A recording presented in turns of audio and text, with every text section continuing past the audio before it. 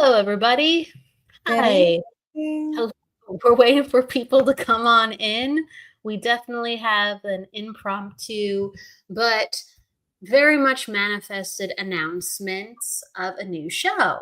So we are announcing Acts of Awakening, and that's debuting next week with Suri Sawyer.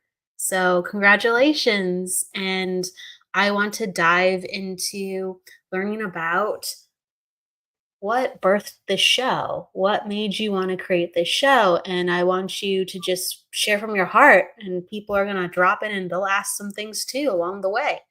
Awesome. Good afternoon, Evelyn. Ever since I was a little girl, I desired to have my own show, whatever that looked like. I was always doing little Broadway shows and making songs and doing all these things. And as I grew older, it kind of became a secret desire that somehow also was covered in shame, where I'm like, why would I have my own show? How could that happen? And then I had the opportunity to be on Jennifer Rose's show a few times, and I met you, Kelly. And then it was this thing that I started realizing was in there, this dream, this desire, and that it was possible. So ever since I was a little girl, I wanted my own show. And now that I'm an adult, I started to be able to surmise what the show might be about. And I decided I wanted the show to somehow study the human nature. I appreciate this sentiment that we're all spiritual beings having a human experience. And we can talk about the spiritual experience. That's cool. But I love to play it. Yeah, but what does it mean to be human? What are we doing here? What does it feel like? Are you having a good time? Has it always been a good time? Is it sometimes a bad time? How do you handle those times? And so the concept of acts of awakening came from my deep love of Jungian psychology, as well as the process of initiation. So the show is rather okay. I'll wait. That's how it came to be, a childhood desire. Hi, Tammy. Hi, Trish. Hello. Yes. So it's a desire manifesting, and you really wanted to look at the different archetypes and like shadow as well as light sides to people, the roles we play. Mm-hmm. Precisely. For myself in this human experience, I realized that I have a bunch of parts of me, and they all kind of take turns leading depending on if I'm triggered, or sometimes my little girl comes out. I have an aspect inside of me that I call Florence Nightingale, and she's very focused and can get a lot of stuff done. And sometimes she takes charge. I have another aspect inside of me that I call Rebecca, and she stresses a lot about, are we going to be okay? Is everything all right? How are we going to survive? And then I have another aspect inside called Rainbows, and you can imagine what she's like. She's really fun and innocent and naive and has magical thinking. And I have many more aspects within. And I enjoy the process of being able to bring all of my parts, all my different archetypes together to be able to have conversations with each other. And I observe how it helps me have more sufficient decision making if I can be aware I have these parts, how they play with each other, when I can notice one of them arising in a strong way, and uh, bring them into council, which is an aspect of the game that we'll play in the show. But even more than that, I really want to study this way in which, in this lifetime, we put on these roles, these characteristics. So maybe at one point in my life, for example, I used to be a preschool teacher. And when I was in that archetype, I was very nurturing. I was very much in the mother role, very much in the Florence Nightingale role. And I created a persona, a personality structure, and I wore this mask for years. And even in social settings, I still felt like a preschool teacher. People were often like, they would find out and they'd be like, oh, yeah, that makes sense. That's why you're running around singing, herding us like cats. And then at some point in my existence, I went through an individuation or an initiation where that persona crumble. And it was very difficult as I was letting go of personality traits that I had spent years cultivating to allow a new version of myself to emerge. And now I'm running a hostel in Costa Rica, and I'm a medicine woman and energy healer. But in order to get here, I had to allow the other version of me to lay itself down and pass. So in the show, in each interview, we get to ask each person, what are some roles that you used to wear that you're no longer wearing? Can you tell us about them? And what was it like when that role started to disintegrate and you started to be initiated into this new version of yourself? So it's an exploration of the human archetypal condition, as well as the initiation process that we all go through. So I thought it would be really fun for all of us to get to hear what other people's initiation processes have been like, so that we can collectively learn together. What are the qualities of initiation? What are the feelings that generally come up when we're going through an initiation? How do we manage or handle? What are the tools people pulled through and pulled together as they were going through their individuation? And what was it like when you sort of landed on the other side and take the inertia from the previous persona and create a new persona? I think it's wonderful to have a space for that because a lot of people do not have an additional prompt or guidance in talking about the parts that are enacting when they're being that way. They're just like, this is happening to me, or I had to deal with this, not Mhm. I was this person and now I'm shifting into that, or I still am this person, or I'm trying to be another part of this person. And I think it really gives people a lot more power. So your show's gonna be very empowering for people to actually understand about themselves.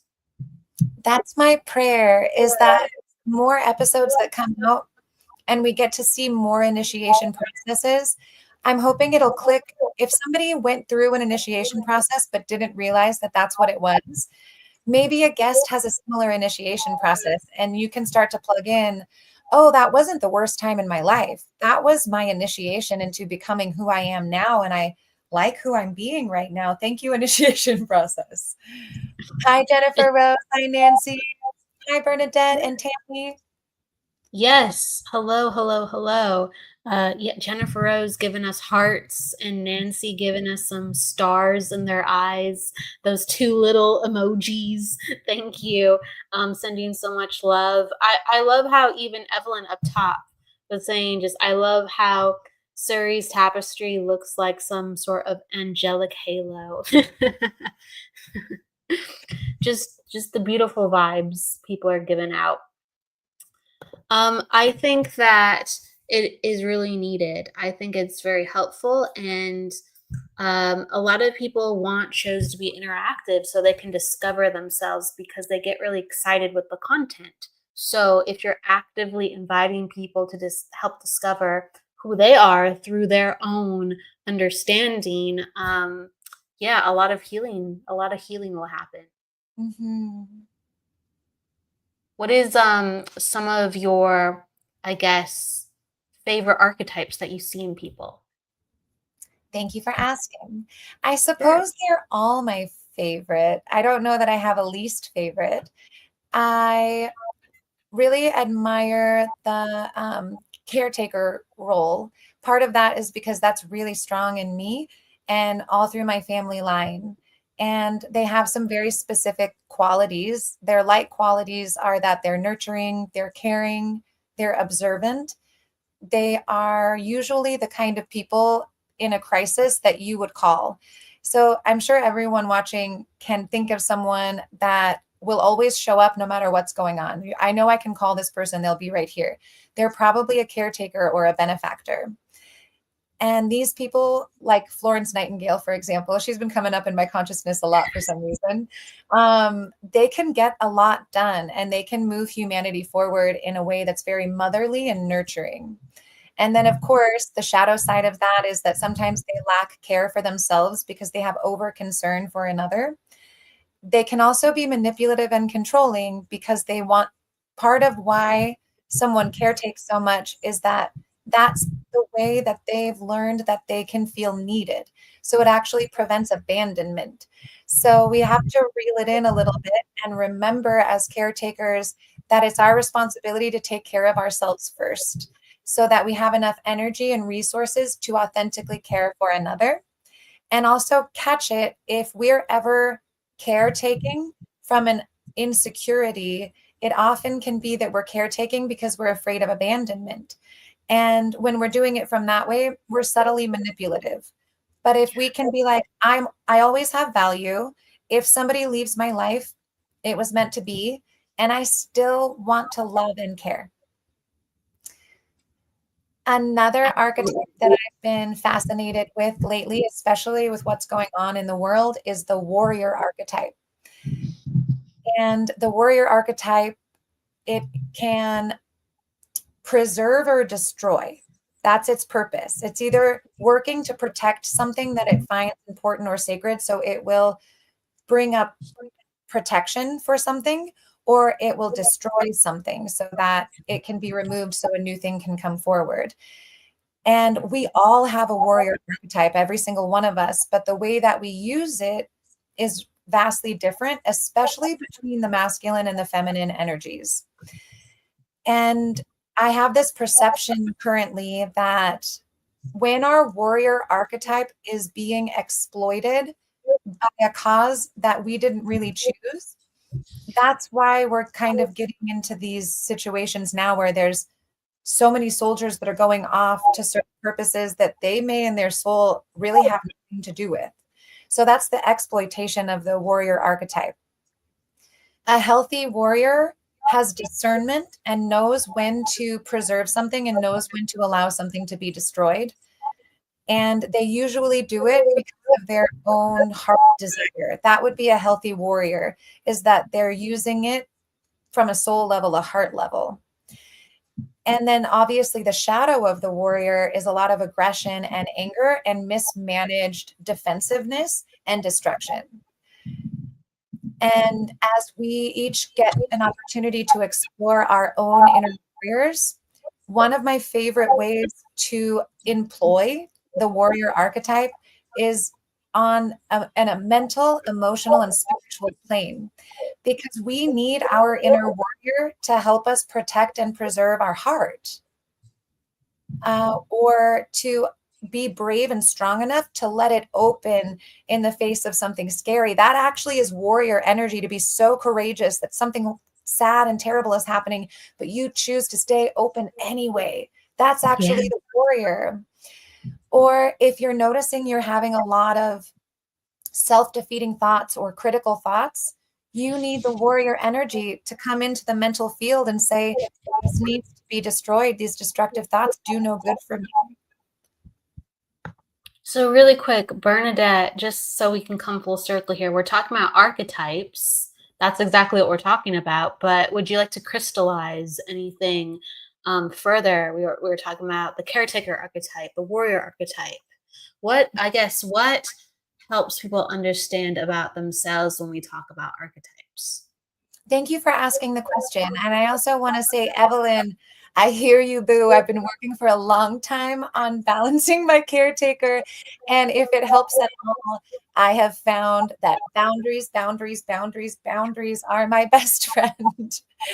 And so why does it support us to understand the archetypes? So from a Jungian psychology perspective, in our collective consciousness, there are 12 main structures. There's obviously more, because within that 12, there's light and shadow aspects. And then there's little offshoots and even combinations of archetypes. But let's just say for this moment that there's 12 main archetypes. And it's also reflective of astrology, because astrology is 12 main archetypes, or if you believe in the 13th, 13 main archetypes that come through. Yes. May I? Because Bernadette, since she was asking the original question, she asks you to take it down even further, which I think this is excellent. Going back to basics, she says, "What is an archetype in the way that you mean it?" Oh, and Yes. she's like thumbs upping, like smiling, and saying thank you to you. Yeah. Okay. So the archetypal nature is this concept that in the collective consciousness, there are sort of a blueprints or intellikeys, ways that we tend to unfold and structures of personality that we tend to step into. And they are held in our collective subconscious. And they operate with us, in us, and through us. And we take them on often, and sometimes without awareness or realization. So these structures of personality or persona, all of us have all of them, but just like all humans have the same 64 DNA markers, but I'm only expressing some of them. So I can have the same genetics, or not genetics, but I can have the same genes, like the same things that a beautiful, tall Black person has, but I'm only expressing certain ones. And so it makes me appear like this. It's the same in our personality. So my personality has the potential for all of the archetypical natures, but because of conditioning, where I was born, how I appear, it causes me to bring forward certain personality traits over other personality traits. And so as I get to know which archetypes I'm running the most, I get to look at what's the benefit of this archetype? How does it support me? What's the shadow of this archetype? What do I need to look out for? And I can bring my archetypical nature into balance. I can also observe which archetypes within me I'm not utilizing or employing, but I can and I should, because it would be healthy for me, which is why I sort of brought up the idea of the caretaker and the warrior. Because for me, in order to balance out my tremendous caretaker, I needed to bring the warrior forward more in me to protect my caretaker. So now they Sure. work together. Yeah. Sure.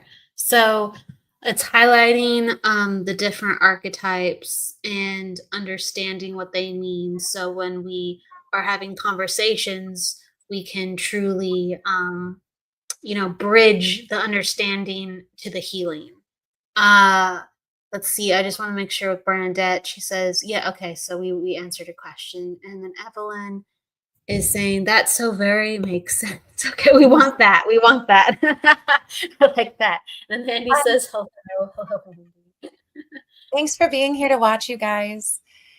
Coming back to the beginning where I was expressing that I have gone through a process of recognizing my different archetypes within and starting to be able to notice their thought forms. Because when a certain archetype is coming forward, my thoughts change. And I've started to identify, oh, okay, Florence is here. She wants to get something done. Oh, okay, Rebecca's here. We're nervous. We're scared something's not going to work out in our benefit. Who's Rebecca? Rebecca's like, oh my God. Oh, she's like holding white knuckling life.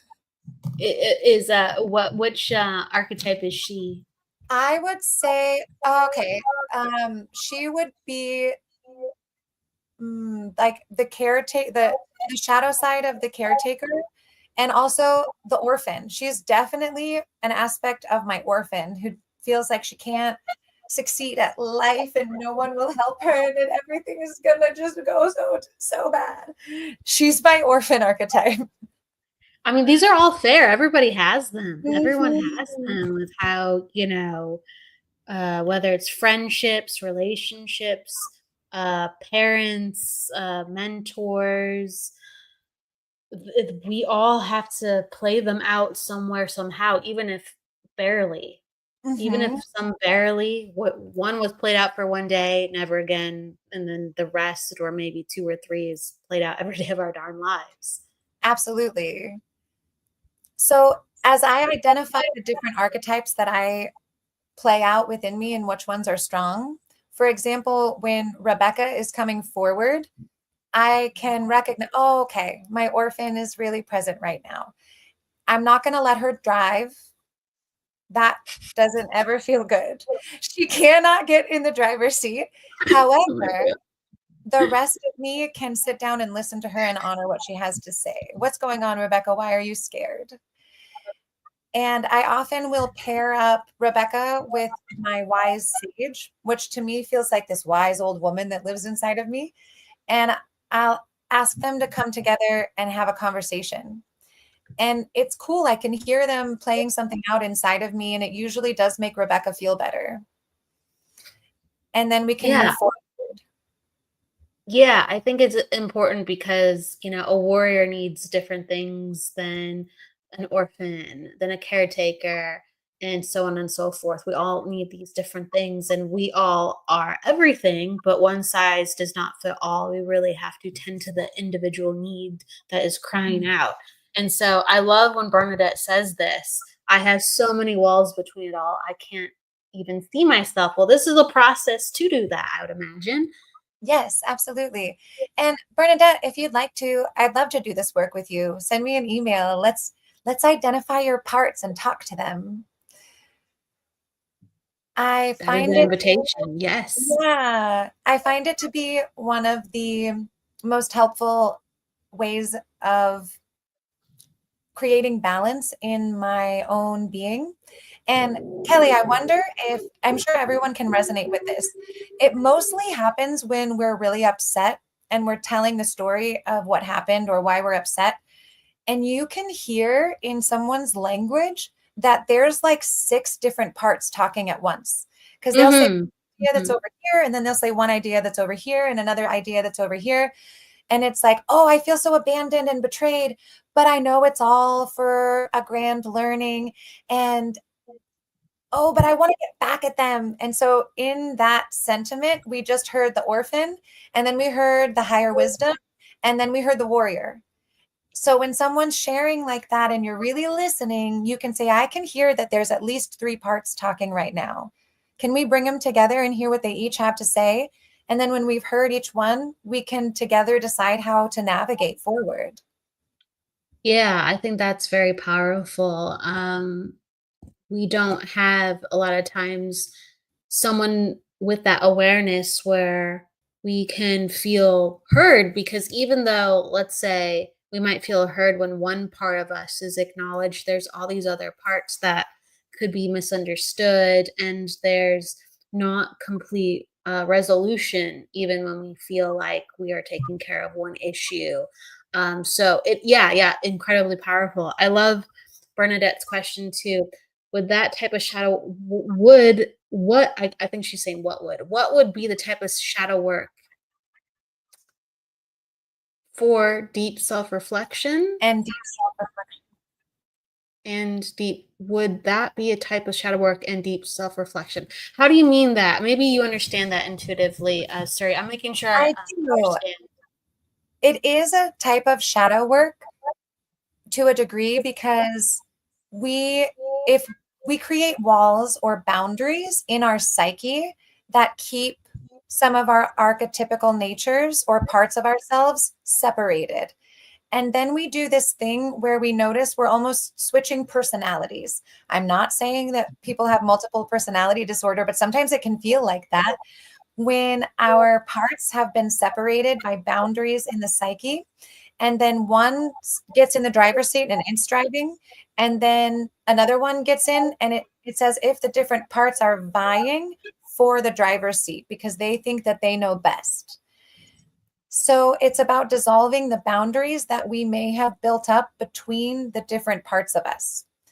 Another thing that can occur is we can get the idea that certain archetypes are not good or they're bad. For example, the orphan. A lot of us humans feel the orphan come up and we want to push it as far away from us as possible. But what happens when we do that? If I push an aspect of me outside or try to get it away, it's sitting at the edge of my field. And what it will do is magnetize people and situations on the planet to play that role for me and reflect it back to me. And I can continue to believe my whole life that that is not me. But it's because the aspect of me is sitting at the edge of my psyche or my aura. And now other people are picking it up and playing that part, but it really is me. So as we can identify the little parts of us or the big parts of us that we may have deemed unworthy, not good, this part of me isn't doing anything good, this part of me feels bad, and we pushed it away or pushed it way down into the subconscious, we get to go get that part, bring it up, and place it back in the heart where it can re-enter the council of you. So, yes, putting awareness on these parts. So, Bernadette, you'll have definitely plenty of opportunities to go into the deeper aspects. Suri debuts next week on Wednesday at 4 p.m., and she is a bi weekly show. So, she's going to facilitate these bi weekly conversations. I want to really quick also say hello to Phyllis and Michael Christopher and also Michael Zinn. What up, Michael Zinn? Yes, we have to acknowledge the wonderful, wonderful people in the house. Evelyn is saying, I'd like to totally get past the stories that I try to let go of, but a ridiculous trigger gets me 2 steps back when I thought I released the fill in the blank. And generally, when life gets hectic, I don't take the time to do meditations or eat right. Yeah. Absolutely. Yeah. I think it's fascinating because we talk about when things go wrong, and I think that's important to have, the bravery and the awareness to talk about when things go wrong, because there's so much learning that can happen, but also the archetypes of when things are going right. Mm-hmm. Absolutely. When Bernadette was asking about the shadow work, I was like, it is shadow work, yes, but it's also light work in a way, because we get to celebrate the archetypes that you're already playing and that are really developed and doing a really beautiful job. And we send them in to help with the parts that feel shadowy. And it's you loving on you, you communicating with you going and getting the parts of you that for whatever reason may have been discarded, because you can. And that's something to be absolutely celebrated. And Evelyn, I want to comment on what you're sharing, because I perceive that this healing process is like an onion, and we can be like, oh, I've absolutely healed that thing. And then boom, something triggers the same wound. And you're like, dang it, I really thought that I had completed that one. But there's another level or a layer to it as we go. And as far as getting triggered and then losing the capacity to properly care for yourself by eating well or meditating or getting good sleep, when I went through a long process where I was redeveloping my own inner mother, and I to go in and encourage myself. Hey, I know you're so stressed. And what if we just took a second to take a deep breath? And I need you to really take the time to make the food that would be good for you. I know it's feeling overwhelming. So I started developing a new internal mother dialogue, and that has changed my life. It took me a year to sort of rebuild it. And it took a lot of arguing with my inner teenager, a lot of resistance. But Yeah. we're better every day. Yeah. I mean, it truly is layers. This is not just something that we learn, let's say, the names for the archetypes, and we can identify that within ourselves. It's something that teaches us about all aspects of life. Bernadette, I like this too. Awesome. Can you touch on mental health and archetypes? I'm diagnosed with schizophrenia. I feel that I've been a million different people, but on a soul level, I know who and what I am. I love that. I love how she puts that. That's like so thoughtfully and masterfully put. With she knows who she is, even though she's experienced so many variations of it. Right. It's an old soul right there. On a human experience, it's interesting to play so many roles. Bernadette, I often observe people that come into life, and from the time they're children, they know what they're going to be. I'm going to be a lawyer. And then they become a lawyer, and then they practice law their whole life. And I look at people like that and I'm like, that's a strong meditation you're in. That's so much focus that from beginning to end you did this one thing. And then there's Yes. other people who are trying on all these different costumes all the time. And there's something really cool and interesting about that experiment as a human. And Yes. Bernadette, I'd really like to recommend that you check out the documentary Crazy Wise. You can watch it on YouTube for free. Crazy Wise. What's that about? Crazy Wise is about spirituality and mental health and dispelling some of the ideas around what it means. Beautiful. Yeah. Wonderful. Wonderful.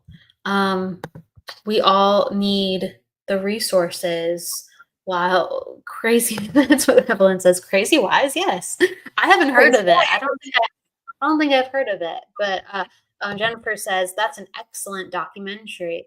That's intriguing. Did it just come out within the last couple years? Maybe 4 or 5 years ago, I believe. 4 or 5 years ago. Okay, yeah, yeah. I'm not familiar with it. Excellent. Mhm. I'm curious to check it out myself. All right. So, my goodness, we're just about a week away. Saw that years ago, she said. And what would you like people to know before we leave about maybe one more thing about your show, which you wish to share before we leave? I'll reiterate that one of my desires in the show is to really have the opportunity to examine what the initiation process is and what the individuation process is, because us as humans, we each go through them and we've been through many, whether we realized it or not. In older times, we had actual initiation processes that were planned and honored by the entire community and the entire society. And in this day and age, we don't have the same relationship to initiation and individuation. And so we now belong to a modern day culture of self initiated people. And many of us, I didn't know at first what initiation was. And I remember going through this period of time that for me felt extremely tumultuous. And a friend of mine came and sat down and they said, I've never seen someone go through so many initiations in such a short time. Where are you going? And it was, Yes. I was disassembling, having these experiences that I'd never had before, learning who and what I was, learning who and what I was capable of. And in this short 2 year period, as I reflect on it now, I had 6 initiations in this very short period of time. And it was launching me somewhere. And when my friend said that to me, I was like, what do you mean? Can you please tell me a little bit more? And she began to describe initiation has these qualities. It's feeling like something uncontrollably, you've walked through a door and you can never turn back. Something has irreparably changed and you can never go back to that way of living, that reality, that perception, that way of thinking. And your whole life is going to change now that you've walked through this door. It will come with confusion. It will come with the liminal space.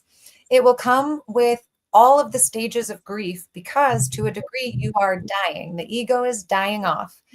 So it'll have denial, it'll have anger, it'll have I know all of them, but there's one in particular, the pleading one. Can I please go back and be that person that I was before? It was so much more simple. And you just can't. You have to keep going. Now, because we live in a time where most people are now self-initiating, I feel that it's so vital and so important that we know what the characteristics and qualities of initiation are. So my prayer is that the show will demonstrate through each interview certain qualities that are the same for everyone, and that we can all relate to this process of living and going through these great changes where we walk through a door and there's no return, only forward, and that we can be in this celebration of self-initiation together and get to honor it together, just like old times. We're coming full circle around, right? But right, there is a lot more isolation, and it is important for us to come together because of that. Mhm. To balance out the extremes. Bernadette's being really kind. She says, thanks to both of you for your teachings and experiences. They've been food for my soul. I've been in so much pain connecting to the other side, and love is healing. It is. And where can people find you, Suri? I put down your website at the bottom, but additionally, if someone wanted to contact you. Yeah, I'm on Facebook as Suri Sawyer, and I am on Instagram as Woman Be Alive. Perfect. Perfect. So there are multiple avenues to Surrey. And with that said, thank you everybody for being with us today. Acts of Awakening debuts next week on Wednesday at 4 p.m. Pacific Standard Time, bi-weekly. We will see you there. Thank you so much, Surrey, for being with me here tonight. Thank you, Kelly. Thank you, everyone, for witnessing, and we'll see you next week. See you next week, everybody. Bye.